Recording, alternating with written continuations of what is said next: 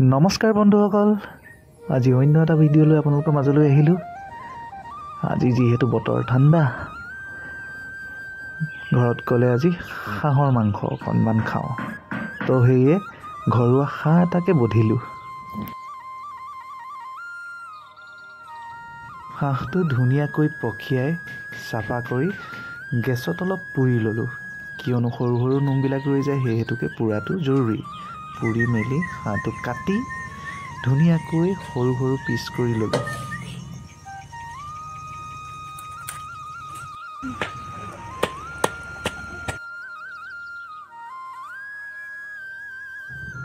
হাঁহটো কাটি হাঁহৰ পেটুকণো মই চাফা কৰি ল'লোঁ।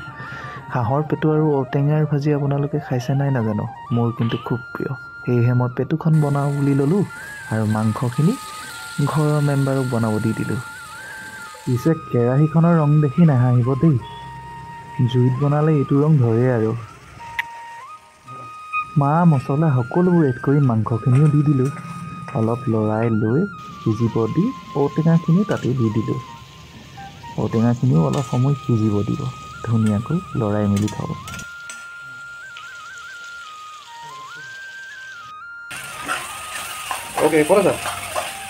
কোন আছ?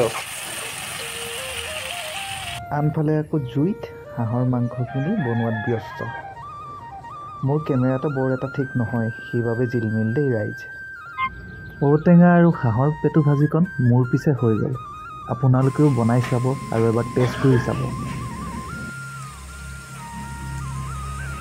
আৰু ভিডিঅ'টি কেনে পালে নিশ্চয় কমেণ্ট কৰিবলৈ নাপাহৰিব। আজিলৈ আহোঁ, ধন্যবাদ।